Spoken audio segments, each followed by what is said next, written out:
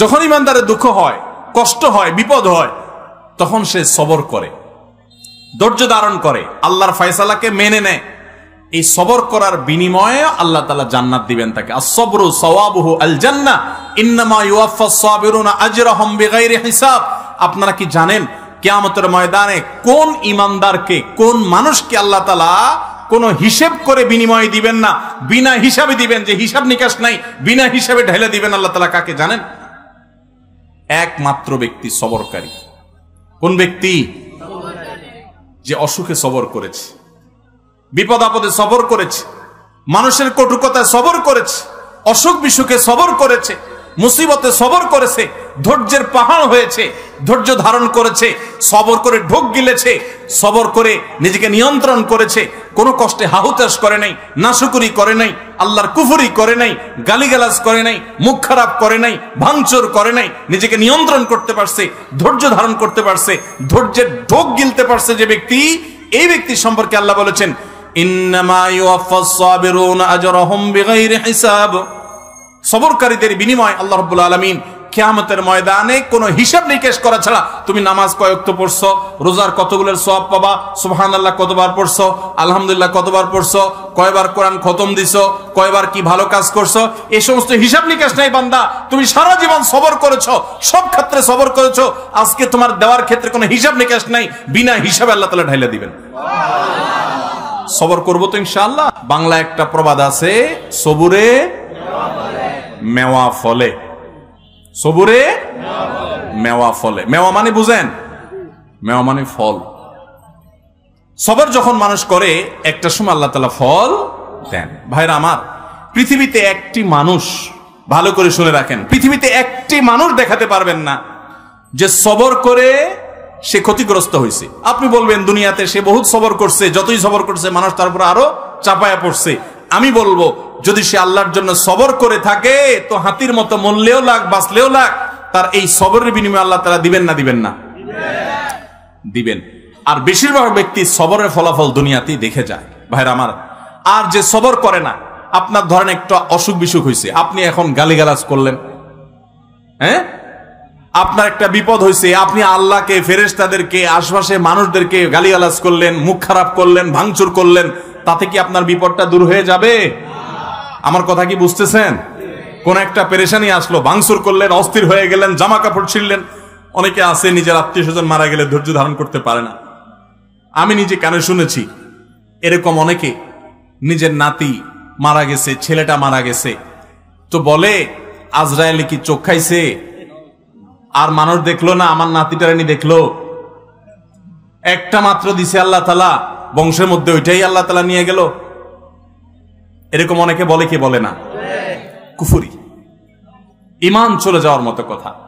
আল্লাহ রাব্বুল আলামিন দিয়াও পরীক্ষা করেন, নিয়াও পরীক্ষা করেন। দেওয়ার পরও মনটাকে ছোট করে আল্লাহর দিকে শুকরিয়া আদায় করে নিজে অবনত থাকা, এটা হলো পরীক্ষা জেতার পথ।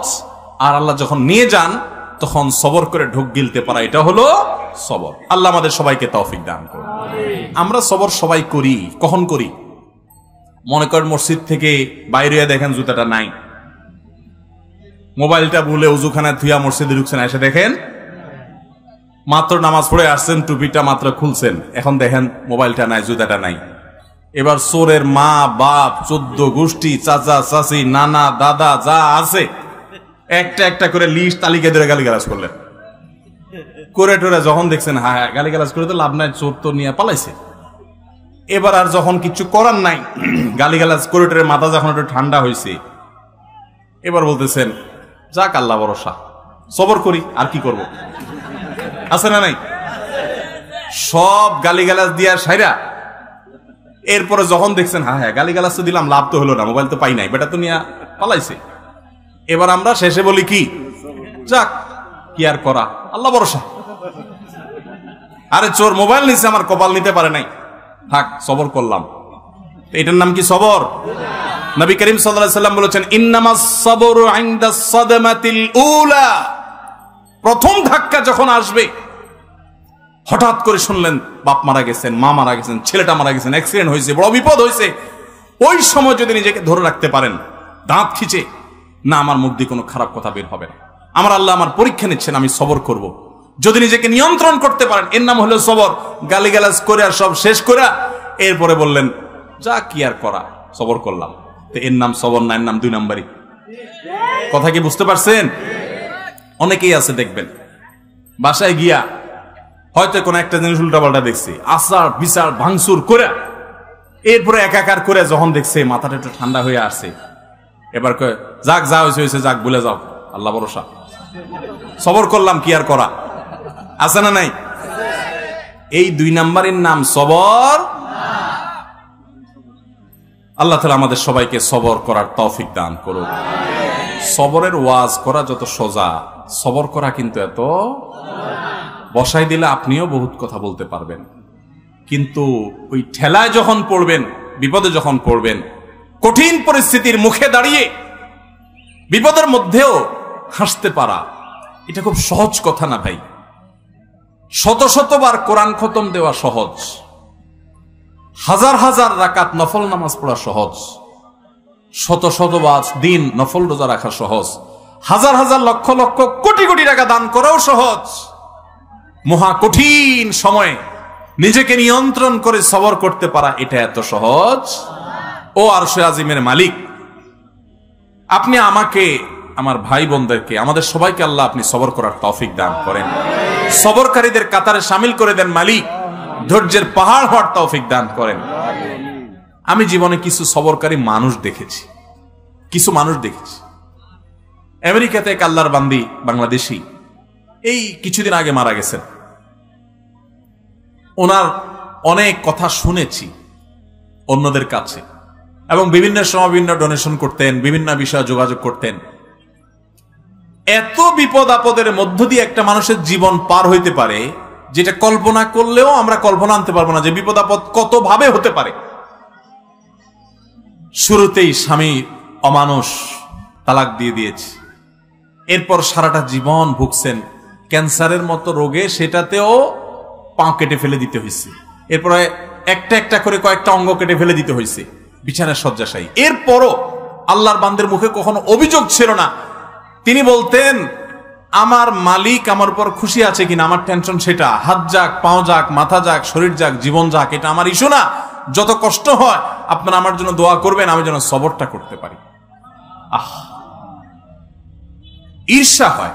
আমি চিন্তা করলাম সুবহানাল্লাহ, অনেক লম্বা লম্বা ওয়াজ তো করা অনেক সহজ, এই মহিলার মতো এরকম সবরের পাহাড় হতে পারা তো কঠিন কাজ।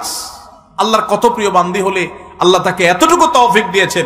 কোরআনে কারিমে আল্লাহ রাব্বুল আলামিন আল্লাহর কাছে সবর চাওয়ার শিক্ষা পর্যন্ত আমাদেরকে দিয়েছেন। আল্লাহ আমাদের সবাইকে সেরকম সবর করার তৌফিক দান করুন। আমাদের সবরের অবস্থা কি জানেন? পত্রিকায় কয়দিন পর পর দেখি বিয়ে বাড়িতে চিংড়ি মাছের সাইজ ছোট, সেজন্য 3 জন নাই। শুনেন না আপনারা?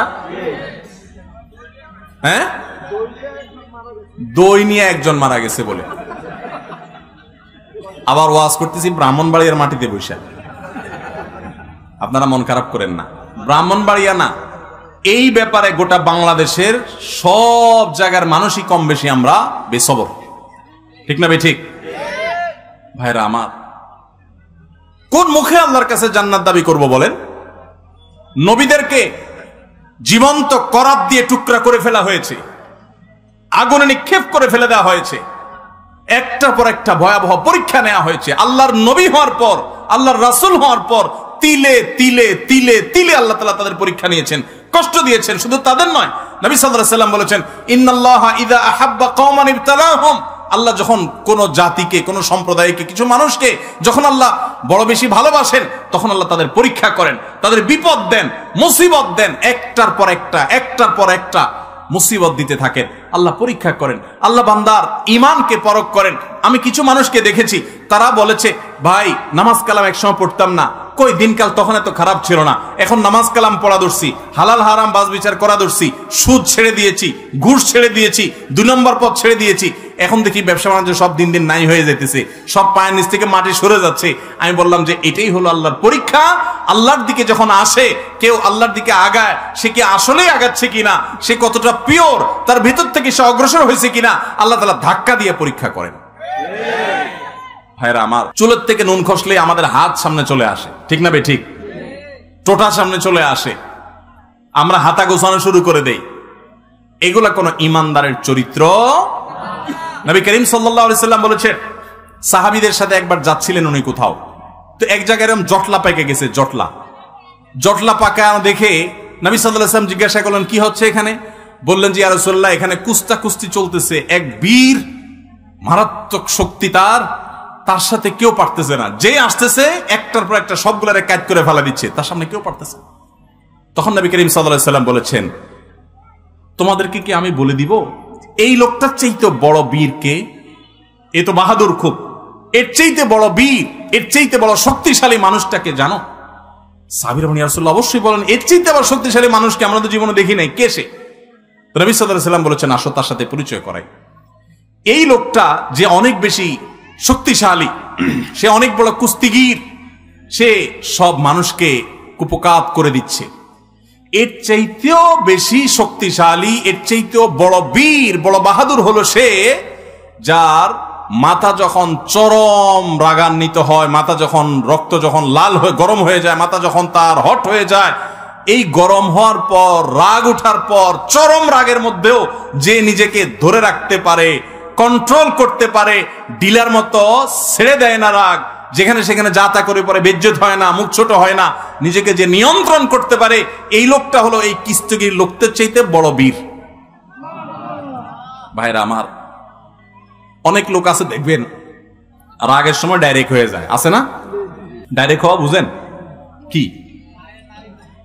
মুখ দিয়ে যা আসে তা ছেড়ে দিস, হাত দিয়ে যা আছে ভেঙে ছেড়ে দিছি। এরপর জিজ্ঞাসা করেন, ভাই এটা কোনো কাজ করলেন? মাথা যখন ঠান্ডা হয় তখন যদি জিজ্ঞাসা করে, ভাই এটা কোনো কাজ করলেন? পাপের বয়সে লোকটা গায়ে হাত দিলেন, এভাবে মুখ খারাপ করলেন, আপনি এটা শিক্ষিত মানুষ ভাই, এভাবে আপনি এই জিনিসটা ভাঙচুর করলেন, জিনিসটা কি ধরছিল ভাই? যখন জিজ্ঞেস করবেন তখন কি বলবে? আর এসব বলো না, আমার মাথা ঠিক আছিল না। তো মাথা ঠিক না থাকলে তার নাম কি? তার তো হসপিটালে থাকা উচিত। লজ্জাও হয় না যে সে আবার বলতেছে মাথা ঠিক আছিল না। মাথা ঠিক আছিল না মানে তুমি তো পাগল ছিলে, এটা বলো যে আমি মেন্টাল। ভাইরা আমার, এইরকম মেন্টাল মানুষ আমাদের সমাজে ভরা, ঠিক না বে ঠিক? সমাজে ভরা। ডাইরেক্ট হয়ে যায় যে এটা তো ডায়রিয়ার রোগীর মতো। ডায়রিয়ার রোগীর যখন ডাইরেক্ট হয়ে যায় তখন বেচারারা কন্ট্রোল নিজের প্রতি থাকে না, টয়লেট পর্যন্ত যাইতে পারে না, আগেই কাম সারা যায়, ঠিক না বে ঠিক? তো যে ব্যক্তির রাগ আসার পর এটা ধরে রাখতে পারে না, কন্ট্রোল করতে পারে না, ছেড়ে দেয়, যেখানে সেখানে যা তা গড়ায় ফেলায়, এই ব্যক্তি হলো এই ডায়রিয়ার রোগীর মতো ডাইরেক্ট হয়ে গেছে, লুজ হয়ে গেছে। এই সমাজে টাইট মানুষ বেশি না লুজ মানুষ বেশি?